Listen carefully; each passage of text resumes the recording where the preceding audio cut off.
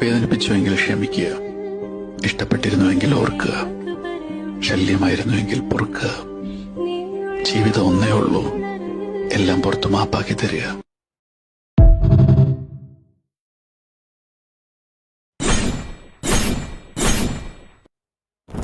വേദനിപ്പിച്ചുവെങ്കിൽ ക്ഷമിക്കുക, ഇഷ്ടപ്പെട്ടിരുന്നുവെങ്കിൽ ഓർക്കുക, ശല്യമായിരുന്നുവെങ്കിൽ പൊറുക്കുക.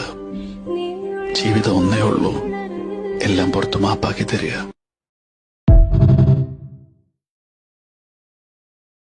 നമ്മളൊന്ന് നോക്കാനും വിളിക്കാനും ഒക്കെ ആഗ്രഹിക്കുന്ന ഒരു പടച്ചോനുണ്ടാവുമ്പോൾ കണ്ടിട്ടും മിണ്ടാതെ പോയ മനുഷ്യന്മാരെക്കുറിച്ച് നമ്മൾ എന്തിനാ വെറുതെ ആലോചിക്കണത്?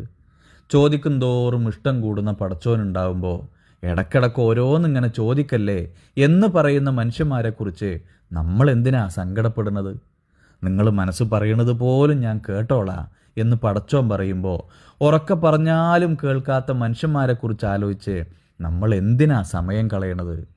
ഓർത്താൽ പോലും സമാധാനം കിട്ടുന്ന പടച്ചോൻ കൂടെ ഉണ്ടാവുമ്പോൾ പുറകെ നടന്നാലും പരിഗണിക്കാത്ത മനുഷ്യന്മാരെക്കുറിച്ച് നമ്മൾ എന്തിനാ പരാതി പറയണത്? സങ്കടങ്ങളുണ്ടോ? ഞാൻ മാറ്റിത്തരാം, ഒറ്റക്കായി പോയോ ഞാൻ കൂടെ നിൽക്കാം എന്നൊക്കെ പറഞ്ഞ് പടച്ചോൻ നമ്മളെ ഒപ്പം നിൽക്കുമ്പോൾ ഒപ്പം നിന്നാലും നമ്മളെ ഒറ്റക്കാക്കുന്ന മനുഷ്യന്മാരെക്കുറിച്ച് ഓർത്ത് നമ്മൾ എന്തിനാ കരഞ്ഞ് കാലം കളയണത്? പ്രിയമുള്ളവരെ, കണ്ണടച്ച് വിശ്വസിച്ച പലരും നമ്മളെ പറ്റിച്ചാലും കണ്ണടച്ചാൽ ഏറ്റവും അടുത്ത് പടച്ചോൻ വന്ന് നിൽക്കുമ്പോൾ പിന്നെ നമ്മൾ എന്തിനാ വെറുതെ പേടിക്കണത്?